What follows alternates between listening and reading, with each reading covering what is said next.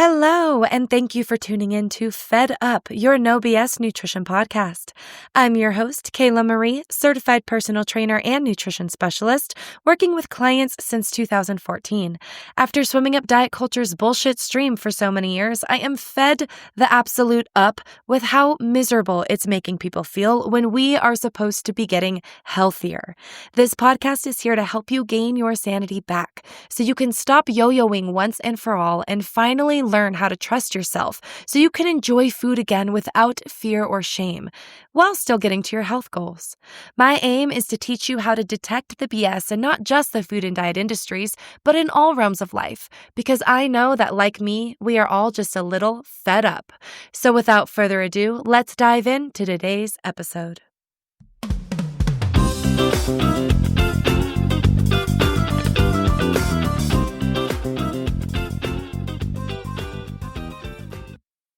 Hello, and welcome on back to another episode of Fed Up. I am so glad you are here. If you've been enjoying this podcast, I would so appreciate if you could leave me a 5-star review wherever you are listening from, or maybe just take a screenshot and share it to all your Instagram friends and then tag me at KaylaMarie_fit. I would so appreciate the support. Thanks, friends. So today we are talking about elimination diets. What they are, who they're for, how to actually do them, and if they actually work. So let's get into it, shall we? When I first Googled elimination diet, I kept it vague. Google told me that the purpose is to identify potential triggers of food sensitivities or intolerances. They typically include an elimination phase where we take out and remove certain foods from your diet, which we'll talk about. They then include a challenge phase where we are reintroducing potential triggers one at a time, slowly, so that we can pinpoint problematic foods and observe any reactions. So most elimination diets are going to claim to reduce inflammation caused by foods we are allergic to or intolerant to. And there is a lot of overlap in what these foods are: dairy, sugar, wheat. Sometimes their additives are food dyes, but typically they are entire food groups. And the minimum elimination phase should be at least 4 to 6 weeks. It could last up to 6 months, though. And the reintroductory phase, or the challenge phase, should be carefully monitored and done quite slowly. That being said, most people are not doing the elimination diet as they're supposed to. So some studies do show they can be somewhat effective for managing symptoms or even arriving at a diagnosis. If you cut out gluten, you feel a lot better, your symptoms are reduced. Oh, it might be gluten, right? Now you have a diagnosis. However, celiac disease, gluten intolerance, when we're talking about those things, sometimes there are physiological markers that we can test for to objectively see if these foods are contributing to our symptoms. Without that medical intervention and management of your elimination diet, you are exposing yourself to a whole lot of issues, and we'll talk about those.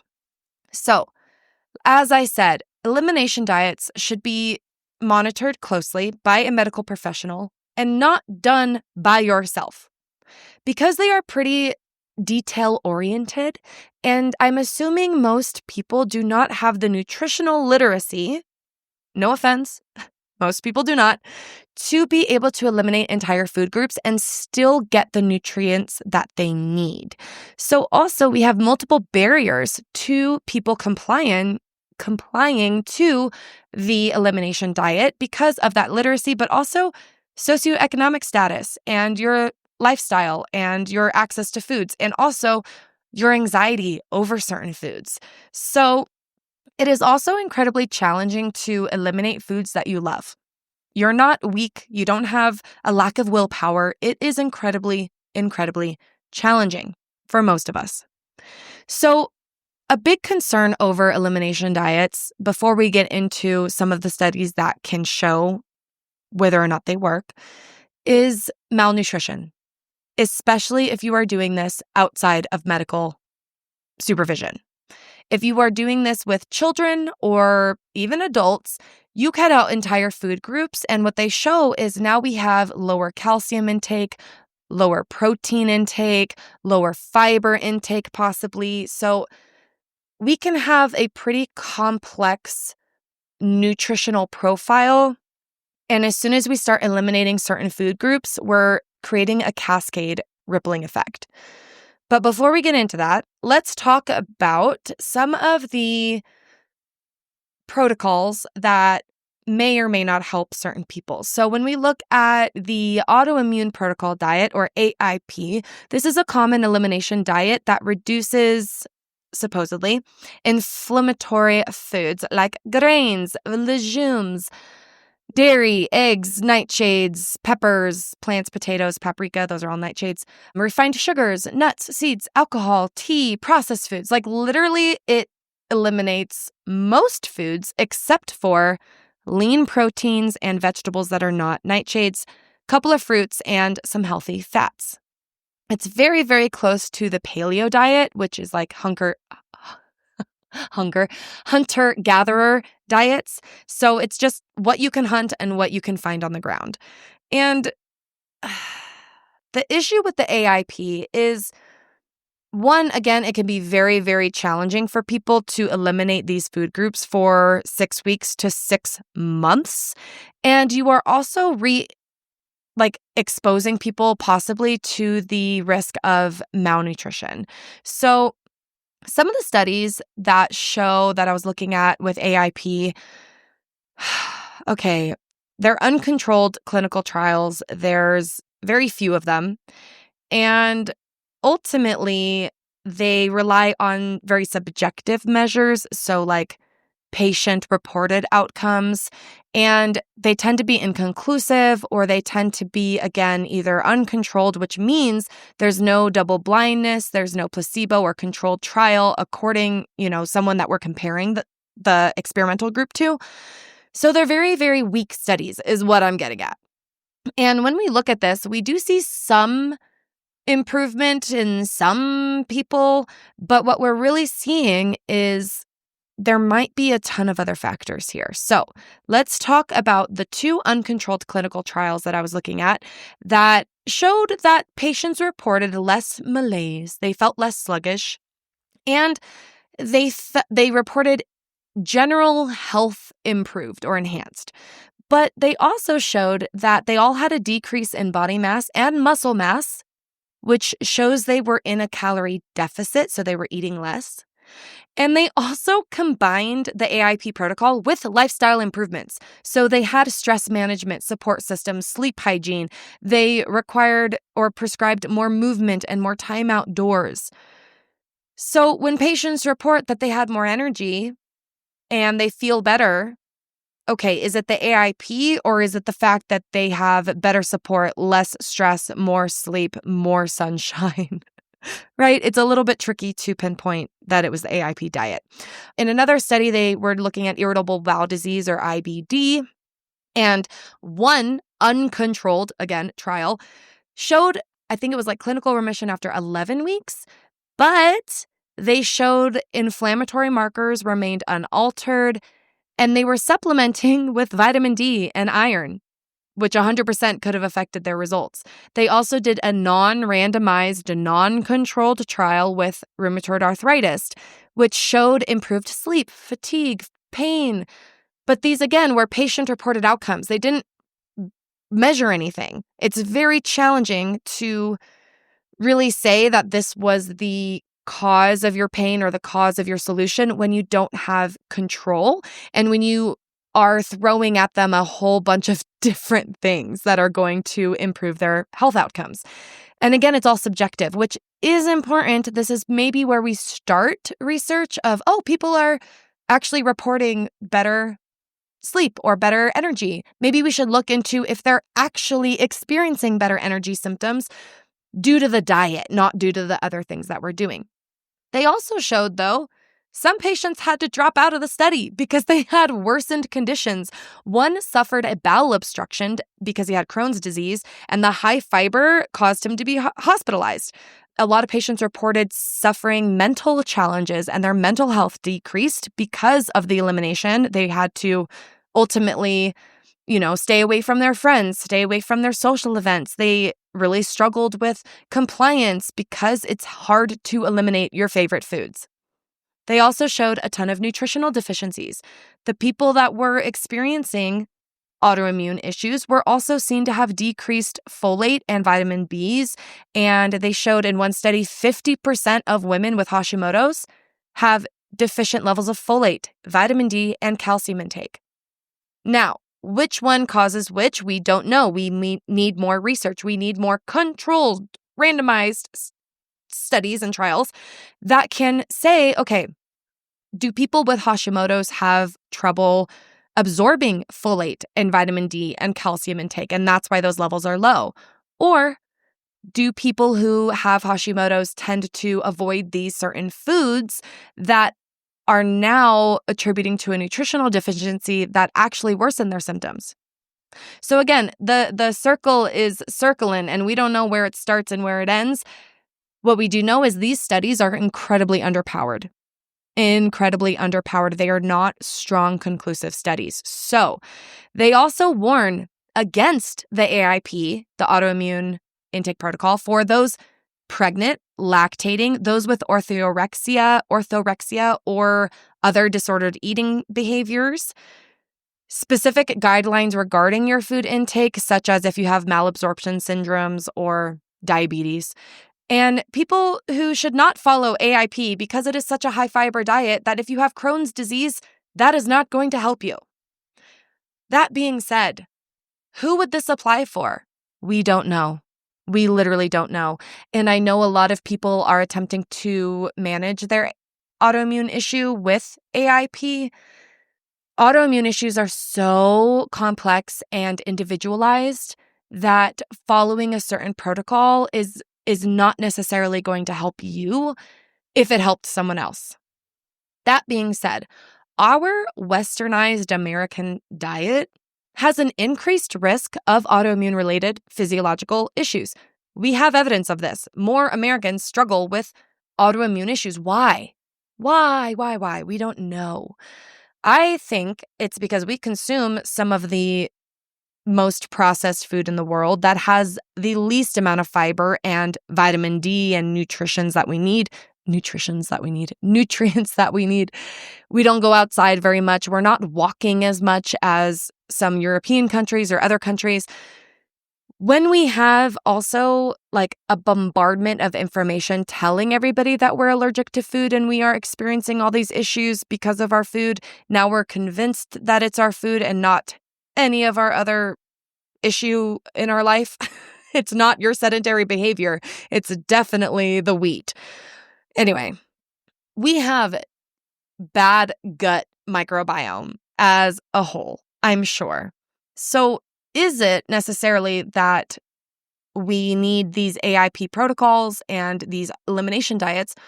Or is it that, you're eating a whole lot of shit and as soon as you start eating more lean protein and more vegetables, and you improve your lifestyle, as they showed in most of these studies, your symptoms are managed, your symptoms are improved, you go into remission.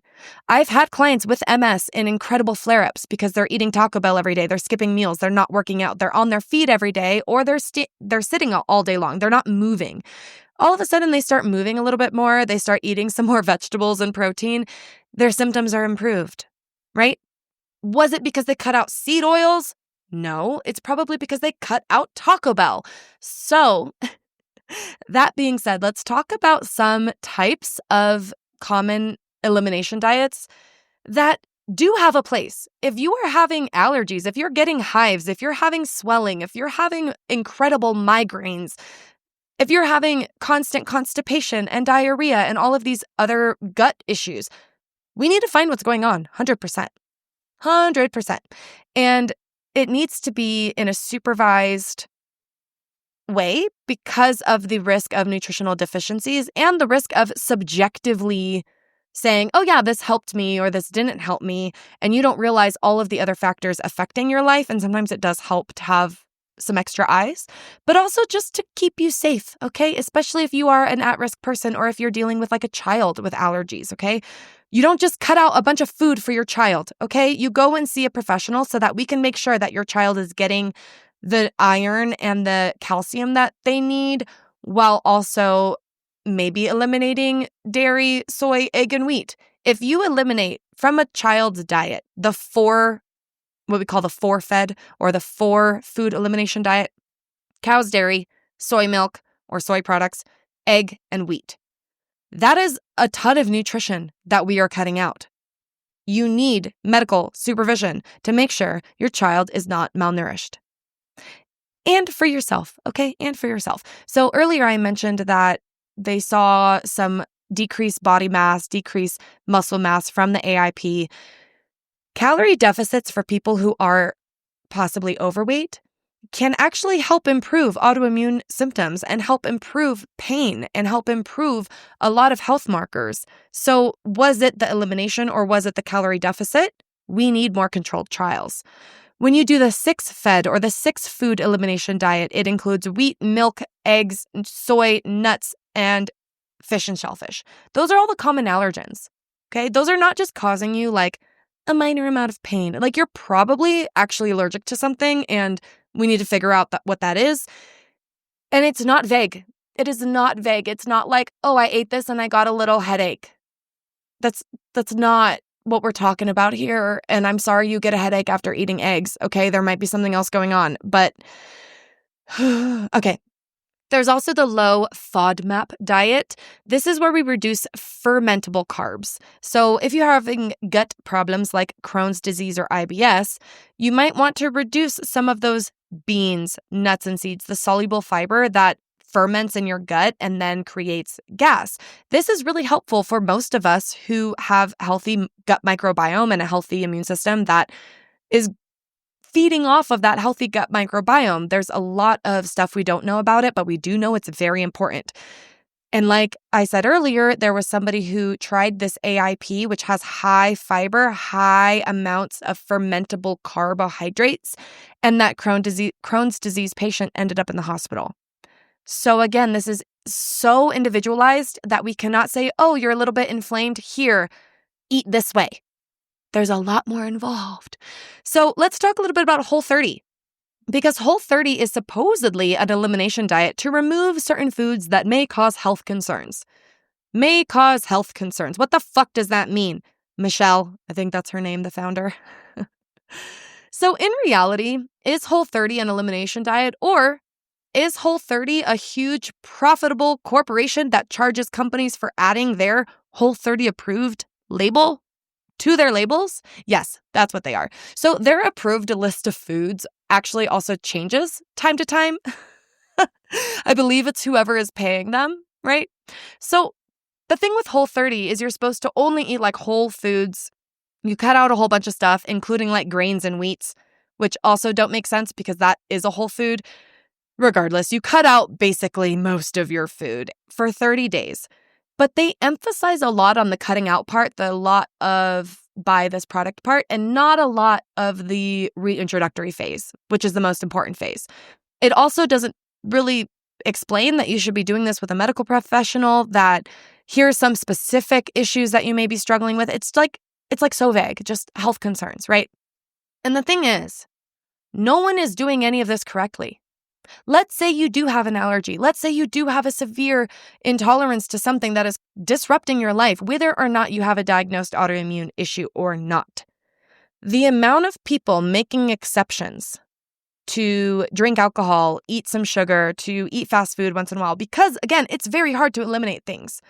Or someone who is incredibly good at eliminating things, and now they're just using this as a justification for their eating disorder. The amount of people who don't have proper nutritional education and literacy, who are just eating romaine lettuce for dinner because they don't know what to eat when they eliminate everything. Oh my God, the amount of young women, not even young, you could be in your 50s, I've dealt with that too, but the amount of women who just decide not to eat because they're afraid to eat their quote unquote trigger food, or again, it's my elimination diet, but I was ill prepared today. So I went all day without any food because I didn't prep it, because whatever. You don't have the support system. You don't have the time. You don't have the nutrition literacy. So you just don't eat. Okay, that is not going to help your inflammation, I assure you. You also don't introduce foods back one at a time. And when you do, placebo is going to affect this. If you think that tomatoes are bad for you and they're creating an allergic reaction and they're making you sluggish and tired and giving you digestive issues, now when you eat a tomato, you're fully expecting that reaction. And guess what? Brain is powerful. Brain does tell your body what to do. Brain equals placebo equals your body actually does experience those things. It is not all in your head. That is not what placebo means. Placebo is a real phenomenon, which is why it's important to have double-blinded randomized controlled trials, not 2 uncontrolled trials with 16 participants that were self-reported subjective outcomes. That's not generalizable to anything and anybody. Now, those are beginning studies that might be important to now lead to more intensive studies. They don't just come out of thin air, fund a whole bunch of studies. Now you have a whole bunch of participants, and now you have, the ability to do these controlled randomized trials. However, you cannot take the beginning studies that were done on 2 frickin' people, no control. You can't take those and run with it. You just can't. It's also really hard to do this subjectively. I'm not calling you a liar, but if you think that gluten has touched your food and then you eat the food and you're like, oh my God, my tummy hurts. And now you're like, yeah, clearly it was the gluten. I'm sorry. You also had a shot of tequila. You also had onions, which are fermentable. You also had anxiety over eating that food. There are so many other things. Celiac disease, by the way, is not just you feel like shit after eating gluten. Celiac disease, often you don't even feel like shit right after eating gluten, especially in minute amounts. But the minute amounts are messing up your cilia. Cilia? Yeah. In your digestive tract, when you have your little intestinal fingers that are moving the food along, that's called your cilia. And that's what celiac disease is over time the gluten, the protein, is irritating that cilia and they become inflamed and worn down. And now you have absorption issues. Now you have fertility issues. Did you know some people have fertility issues? They go to the doctor and then they get tested for celiac disease and they're like, I had no idea. I just thought, I had diarrhea sometimes. So celiac is not something that like you eat gluten and then immediately 10 minutes later you feel like shit. You can. I'm sure that can happen. I'm not saying it doesn't. But celiac is something that happens over time from your exposure to that protein that happens on a physiological level. You can see it with a microscope. They have to go into your intestine, right? Anyway, what I'm saying is if you think you're allergic to gluten and then you have the gluten and then you're associating your tummy issues to the gluten, it is now very hard to objectively say that the gluten is causing those issues unless and until you isolate that protein and you have a control trial. But how do you have a control trial within one body, right? Because your body's different than my body. So again, this is so complex. I don't want to say that it doesn't exist, that, your pain or your symptoms are made up, because they're not. However, when you have all of social media telling you that you're allergic to something, then you go to a naturopath and you take a food allergen test that doesn't actually test for real food allergens, by the way. They test for the exposure to food. Any food allergy test that you are just ordering online or through your naturopathic doctor is not a real food allergy test, period. So when you're testing for those IgB antibodies and you're like, look, I'm allergic to everything that I love. I'm allergic to garlic and onion and tomatoes. It's because you eat a lot of garlic and onion and tomatoes.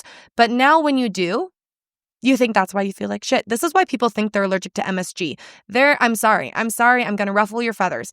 You think you're allergic to MSG because back in like the 40s, it was anti-Chinese propaganda to say you're getting Chinese restaurant syndrome because of MSG, and it has just spread like wildfire. Even today, people don't realize it has xenophobic origins, but MSG is a naturally occurring umami, which is like the savory flavor in foods. It's in beef, it's in mushrooms, it's in tomatoes very naturally.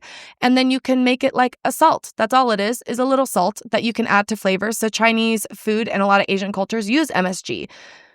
You are not allergic to MSG, sweet pea. You're just not. It's not a thing.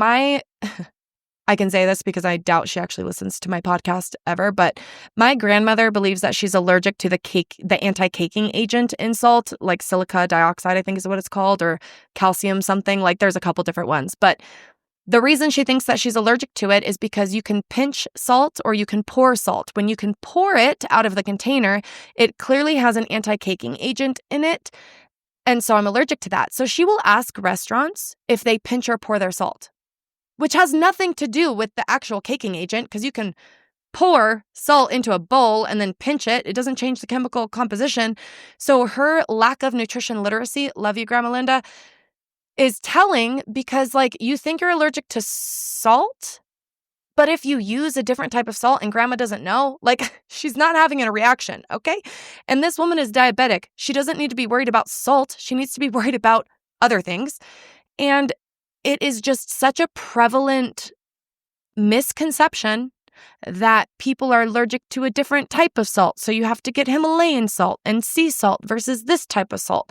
Sodium is sodium, and your body uses the sodium as your body will use the sodium. Every single cell in your body has a sodium-potassium pump to function. So the way that you are approaching nutrition and approaching these elimination diets, some of it might actually be helpful if you have an autoimmune issue and you cut out nightshades or you cut out whatever it may be under medical supervision and you notice your symptoms are improving. Great. I'm not going to tell you like, well, it's all in your head. Like, no. And we do need more research to pinpoint some of these triggers for certain people with certain autoimmune issues. What I am saying, though, is you cannot just randomly cut out a whole bunch of whole foods and then like white knuckle your way through 6 weeks and then all of a sudden binge at a restaurant because you're out of your elimination diet. This is what happens with everybody.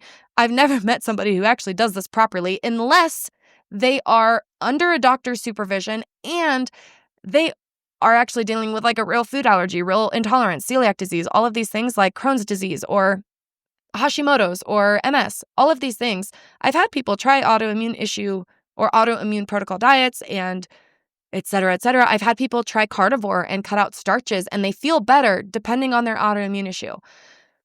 But I don't like how social media is convincing everybody that they have an autoimmune issue and they need to cut out plants because it's universal. Carnivore is not going to be universal, especially for somebody who has a different autoimmune issue than you or doesn't even have one. They just feel like shit because their lifestyle reflects somebody who doesn't take care of themselves and then they end up feeling like shit. Okay? So let's get into my elimination diet, shall I? There are 2 things I think you should eliminate. 2 things. And then there's like 3 things I think you should greatly, greatly reduce. So the 2 things you should actually eliminate from your life. And I know that this is unrealistic for some of you and you're going to be like, man, tune out. But the only 2 things you really need to be doing is eliminating your alcohol consumption and quit smoking. That includes vaping, that includes cannabis and tobacco. I'm not saying I don't smoke and I don't drink. I'm not saying that you can't engage in those things and live a long, healthy life. I'm saying that if you're going to eliminate anything, those 2 things would be probably the best things for you. Now, if you're like, okay, well, I don't drink and I don't smoke, so now what can I eliminate? Okay, greatly reduce your TV and your screen time. That includes your computer. I know you have to work, okay, outside of work. But you literally shut your computer and then you open your phone or you turn on the TV. You're eating food while watching TV. You're doing everything while watching a screen. You're constantly scrolling. You're constantly narrowing your eyesight to a very small device with blue unnatural light during the unnatural light of the day, meaning you're watching TV late at night and it's disrupting your entire brain pattern and sleep and everything. So if you're going to eliminate everything, if you're going to eliminate all of your food, but not your screen time, what are you doing? Greatly reduce your TV and your screen times. It's going to help your irritability and your mood regulation and your children's. It's going to help your quality time. It's going to help your sleep. It's going to help your stress. It's going to help you. All right. Greatly reduce your fast food, your takeout, your restaurant food, because they are cooking in a lot more oil, a lot more fat, a lot more sugar and salt, a lot more calories, a lot less fiber, a lot less micronutrients. I'm not saying you can't enjoy McDonald's once in a while. I'm not even saying you can't enjoy fast food once a week. All right. But if you're eating fast food every day, if you're going through the Starbucks drive-thru every single day, if you are eating a lot of takeout and door dashing every single day or multiple times a week, 3, 4, 5 times a week, maybe we need to start cooking more at home. Maybe that's the problem. It's not seed oils. It's the fact that you're consuming a cheeseburger cooked in all of that oil and fat every day and you haven't had an apple in a month. All right. Also, greatly reduce, as we were just talking about, ultra-processed foods, but ultimately those foods that are high in calories, sugar, fat, and low in nutrients. Does this mean you can't enjoy pizza or a Twinkie or a cupcake once in a while? No. I literally bake for a side hustle, for my job, for my passion. I love baking. I sell some baked goods too. But I love it. I'm not eating a dozen cupcakes myself though, sweetheart. I am, yes, eating a cupcake or two when I'm baking. Absolutely. It's not making me gain a bunch of weight. Why? Because my lifestyle reflects activity and mostly nutrient variety and density so that I'm not just surviving off cupcakes, right? But if you're going to greatly reduce anything, greatly reduce those amount of cakes and cookies and, highly processed foods that are high in calories and sugar and fat. Does not mean you can't have ice cream. I literally have ice cream in my freezer as we speak. But the thing about the ice cream is it's not off limits to me. It's not a special thing. It's just in there. And when I want it, I can have it. And when I do want it, it's like a scoop or two. It's not the whole pint of Ben & Jerry's, which is literally 1,500 calories. So that being said, if you're going to eliminate anything, alcohol, smoking and vaping, screens, and then takeout. Yeah, that's what I would say. Cook more at home. Stop drinking so much. Stop smoking if you can. Work on that first. And then we're going to do an addition diet instead of an elimination diet. We are going to add in fiber, protein, micronutrients, and vitamins pertaining to you. You live on the beach, you're outside all day long, you live in Hawaii, you might not need a supplement for vitamin D. You live in Canada, you live in Seattle, you live in a place that it is literally overcast or gloomy all season long. You might need a vitamin D supplement, right? The same applies to other foods. You might need a high fiber diet. Most people are going to do a lot better on a high fiber diet. You have Crohn's disease? Maybe not. You know what I mean? But how many people have Crohn's disease? I've met 3. And again, I work with people that have a lot of these issues, but I've had a friend with Crohn's and he still drank way too much fucking alcohol for someone with Crohn's disease. So if you are looking at really affecting your health and making a big splash, it's usually not by eliminating whole foods, and the studies are not even there for people with autoimmune issues to cut out dairy, gluten, wheat, eggs, soy. If you're allergic to something, there is a difference between being allergic to dairy, right, and cutting it out because you think it might be causing joint pain. I just want to encourage you that if there's something going on, to seek medical supervision. There are real ways to do this. But if you're not confident enough to do that, or if your symptoms are so vague and kind of out there and you haven't addressed the other lifestyle things, like sleeping, like fiber, like protein, like walking, like moving more, changing positions throughout the day is the most important. Not necessarily standing at your desk is going to be better than sitting at your desk. I mean, it is a little bit, but standing in one place is just as hard. So moving throughout your day is going to be beneficial. Lifting weights 2 to 3 times weekly and recovering from that. Sleeping every night. Finding ways to reduce your stress. There are things you need to address before you start eliminating anything. Okay, Pookie?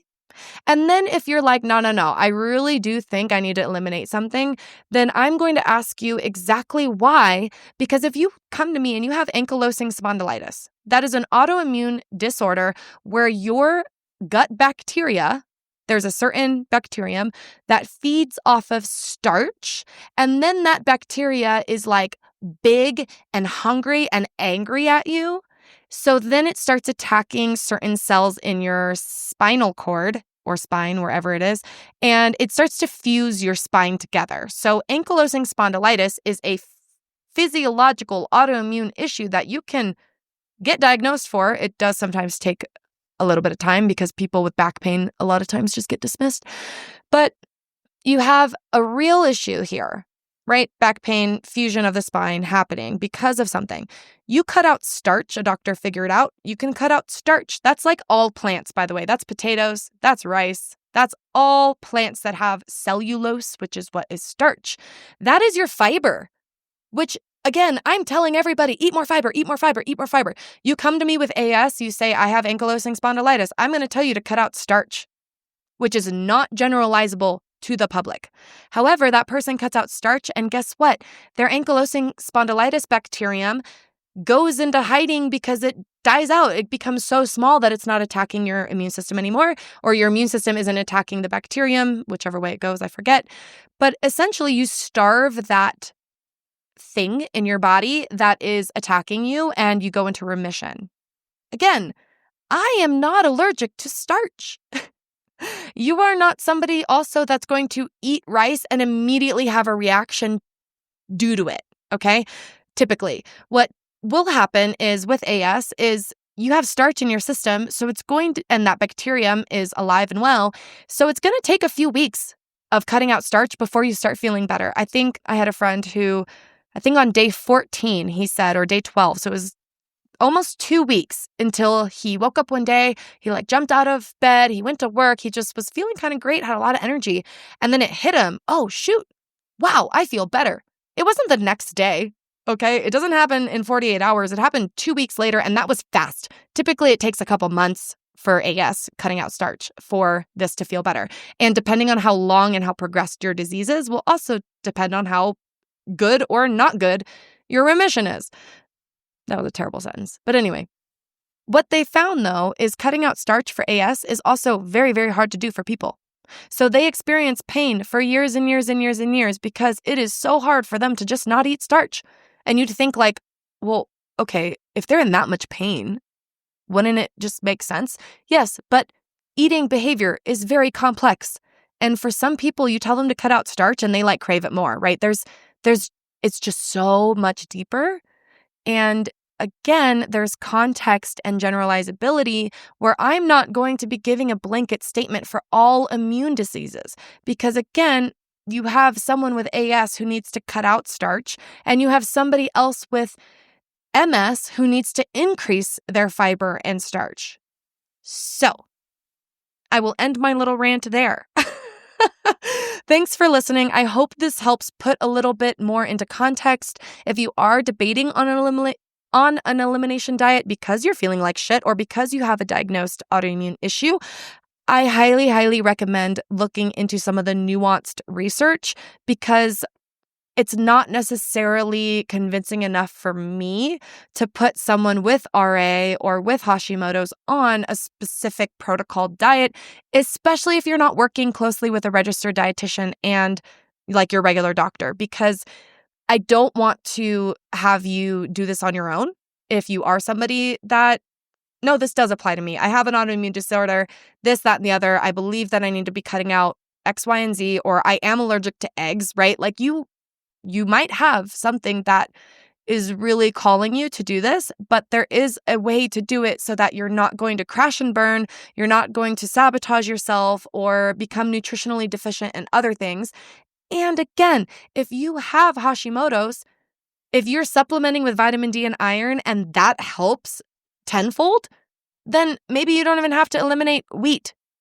And then you can live your life nice and happy. So that's my goal, is to put a little more context here, to give you some tools, and I'll link some of the articles that I was reading and some of the DOI things to like the research I was looking at. So hope this helps. Talk at you next week. Tag me on Instagram if you listened all the way to the end.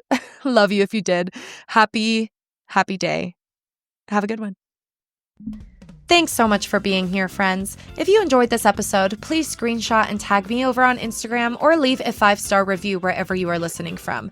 Your support means the world to me and only helps me get the no BS news out to more people. If you're interested in working with me in nutrition or personal training, check out my programs and courses on my website at kaylamariefitness.com and on Instagram at kaylaMarie_fit. See you next week.